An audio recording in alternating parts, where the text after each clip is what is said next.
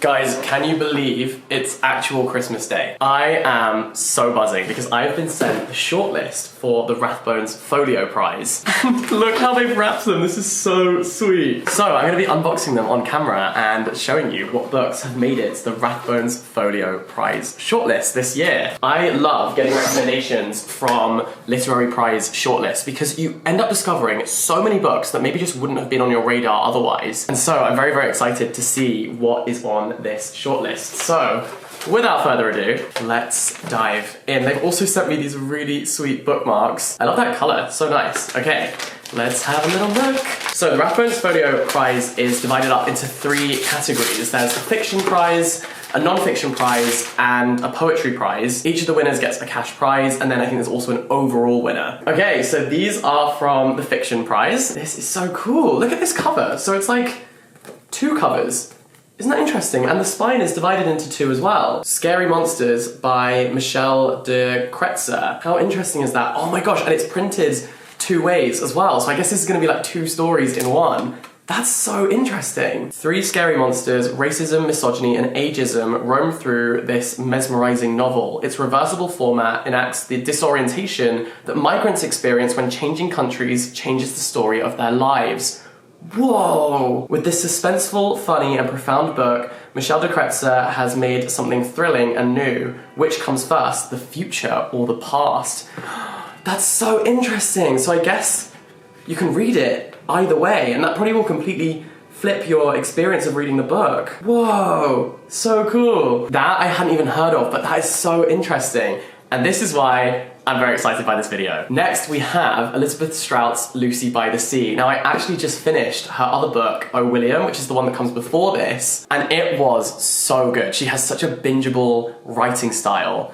It was so easy to read. I binged the whole thing in one sitting, and it's like 200 pages, because I was just like, so engrossed in the writing and this one family's little life. And yeah, I really enjoyed it, so I can't wait to read the next book. And I'm pretty sure this is where she goes on a trip to the seaside with her ex-husband. So we'll see. That could be really fun. Let's see what other books have made it to the fiction shortlist. Okay, so firstly we have a book that I have actually read. This is Shaila Hetty's Pure Color. Every time I saw this in the bookstore, I was like, I need that in my life because that is so stunning, so minimal but so beautiful. And the book is kind of the same vibe. It really focuses on the natural world and what we can learn from it. It's this idea of a first draft of the world, and it's super abstract and a little bit weird, but like in the best way. This says, Pure Color tells the story of a life from beginning to end. It's a galaxy of a novel, explosive, celestially bright, huge, and streaked with beauty. It is a contemporary Bible, an atlas of feeling, and a shape-shifting epic.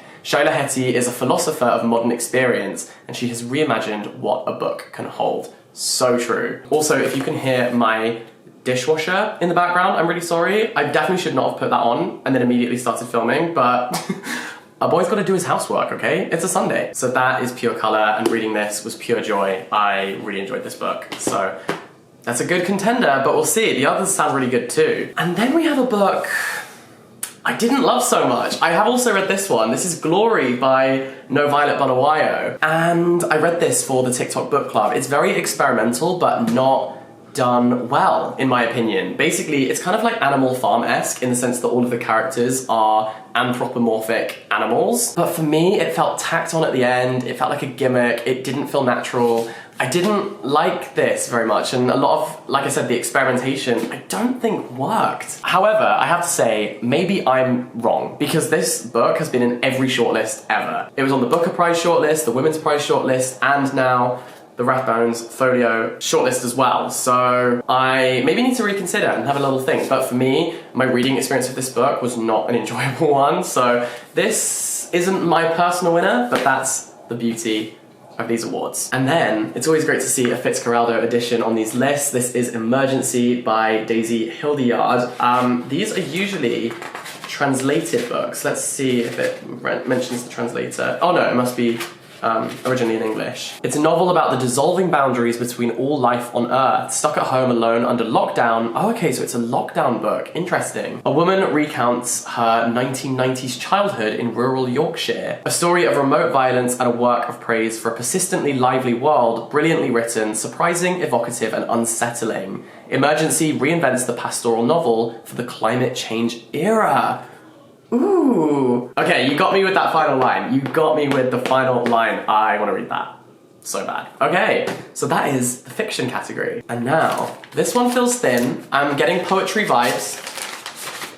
Let's have a look. So, this is Cane, Corn, and Gully. This is by Safia Kamaria Kinshasa, and it is described as a joyous, liberatory dance against oppression presently and historically. It is in that liminal space of then and now that this poet choreographs her chants and movements of affirmation and protection of the black female body. The words, the breath, and dance notation all come together seamlessly as a rite of protection, not just for black women, but for all oppressed people. How interesting. A genealogical and autobiographical collection.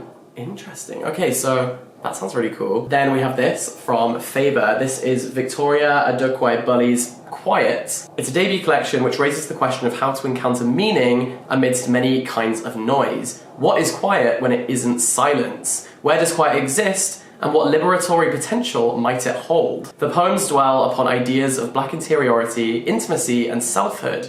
They celebrate as fiercely as they mourn, with a metaphysical edge and a formal restlessness attuned to both the sonics and the inadequacies of language. Quiet navigates the tension between the impulse to guard one's inner life and the knowledge that, as Audre Lorde writes, your silence will not protect you. Cool. How good does that sound? Damn. And then we have Ephemeron by Fiona Benson. Oh, my dishwasher's just having a little moment. We'll just stop right there. Telling uncomfortable truths, going deep into male and female drives and desires, our most tender and vulnerable places, and speaking of them in frank, shrinking ways, these poems are afraid, certainly, but also beautiful, resolute, and brave. Super interesting. This is the best reading list ever. I'm very excited about these. And then, rounding off the poetry in the poetry shortlist, we have, another Faber edition. So this is Zafar Cunill's England's Green, a proven master of taking things apart, polishing the fugitive parts of single words, of a sound, a colour, the name of a flower, and putting them back together so that we see them in an entirely different light. In the poems of England's Green, we are invited to look at the places and the language we think we know, and we are made to think again. With everything so newly set, we are alert, as the poet is, to the dark missing step in a stare, entering this new world with bated breath. By such close attention to the parts, the poems have a genius for invoking absence, whether that be a missing father, the death of a mother, or a path not taken. Fully formed, they share a centre of gravity, migrations, memories, little transgressions and disturbances, summoned and contained in small gestures. A hand held or the smell of a newly bred rose. There we go, so that is England's Home. Lots of references to the natural world here, I'm finding, so that's really interesting. That definitely seems to be a common theme. This is Mannerism by Yomi Sode. Thrilling, once in a generation, says Jackie Kay. Impassioned, insightful, electric. Mannerism is a poetic examination of the lives of black British men and boys, propped up and hemmed in by contemporary masculinity, deepened by family, misrepresented in the media, and complicated by the riches and the costs of belonging and inheritance. In this profound and moving debut, Yomi Sode asks, what does it mean to find oneself between worlds, to code switch, adapting one's speech and manners to widely differing cultural contexts? Who is and who isn't allowed to be more than their origins? And what do we owe each other? What do we owe ourselves? Damn, all of these sound so bloody good! I thought this subject area was so interesting when I read about it in Open Water by Caleb Azuma Nelson, and it's not something I've seen that many books about, specifically like the black male experience in Britain, so this I cannot wait to dive into. And so that rounds off the poetry shortlist, and now we move on to... Okay, well the box is gone. We move on to the non-fiction shortlist. Da, da, da, da. Wow, I love that cover. The Passengers by Will Ashon. Between October 2018 and March 2021, Will Ashon collected voices, people with a connection to the British Isles, talking about their lives, needs, dreams, loves, hopes, and fears. To find these voices and their stories, he used chance as his guiding principle. Ashon sent letters to random addresses, hitchhiked and interviewed his drivers, took referrals from strangers, and drew lines on a map at random to contact those who lived along them.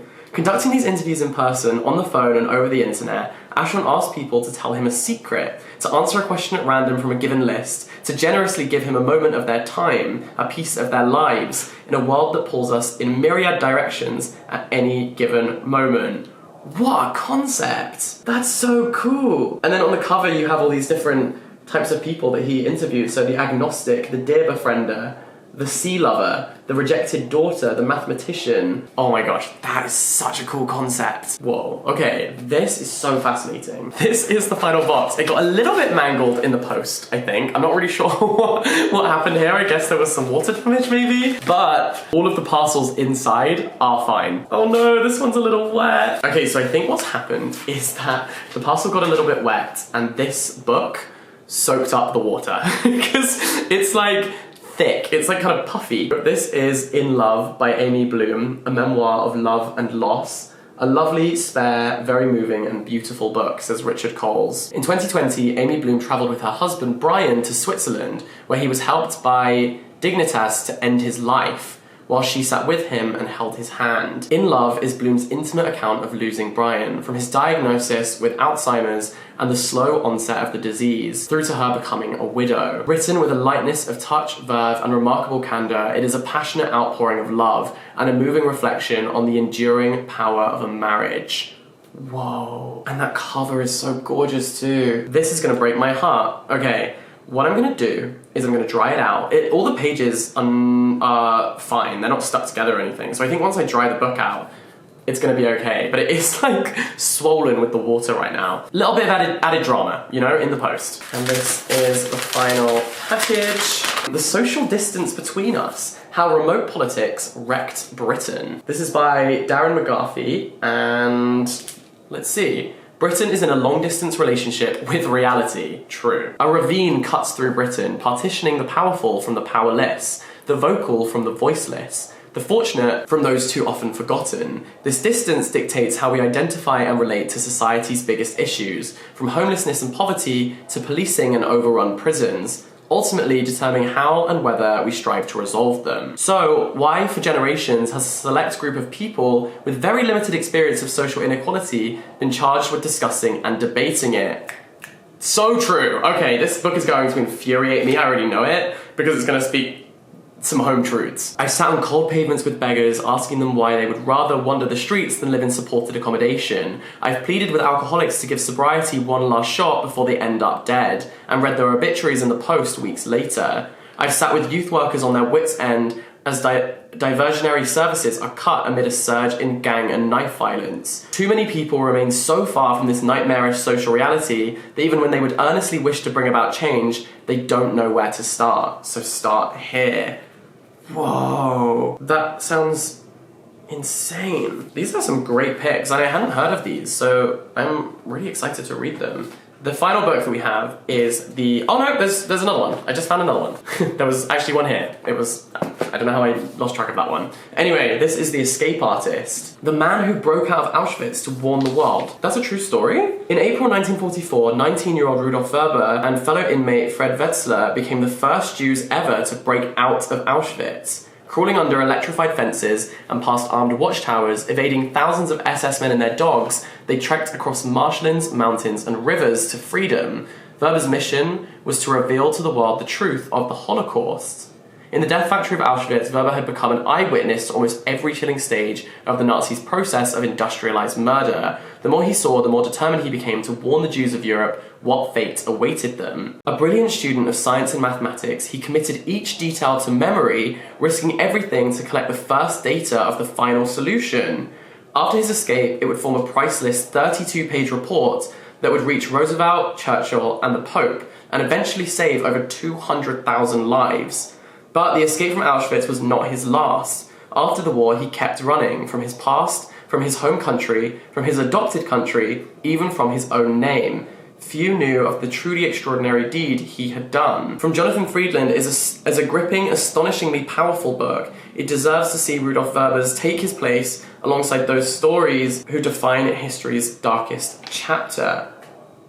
I had never heard this story before. That's so interesting. And then the final book on this shortlist is Constructing a Nervous System, a memoir by Margot Jefferson. And that's actually got the sticker on it saying Rathbones Folio Prize Non-Fiction Shortlist. Cool. Margot Jefferson's memoir proceeds at pace, ricocheting off the artists and thinkers that have shaped her. Here, W.E.B. Du Bois rubs shoulders with George Eliot. Harriet Beecher Stowe meets up with Carl Walker, and Ella Fitzgerald's music emerges with the intimacy of a parent's voice. Tracing the lines between labor and privilege, glamour and ruin, Constructing a Nervous System is the story of the Pulitzer Prize-winning critic's personal and intellectual formation. It is also an account of the possibilities and stricture of contemporary America, one that shows us how, even within cultures that will not make room for us, we might learn to construct ourselves anew. Interesting. I have to say, I don't know a lot about Margot Jefferson, so I'm excited and intrigued to find out. And there we have the non-fiction shortlist. So there'll be a winner from that list, there will be a winner from the poetry list, and there will be a winner from the fiction list as well, and then also an overall winner. So good luck to all of these writers. Cannot wait to read these books. They sound phenomenal and so stunning. Thank you to the Rathbones Folio Prize for sending me these books, and I hope that maybe you found a book that you're super intrigued to read as well. So, where do I even begin? Definitely with this. Very intrigued by this one as well. I mean, all of these books, they sound so good. I'm definitely so curious about this one. And so, I've got some reading to do. Thank you so much for watching this video. All the best, stay in touch. Have a wonderful day. Thank you, Rathbones Folio Prize, and I'll see you very soon. Bye-bye!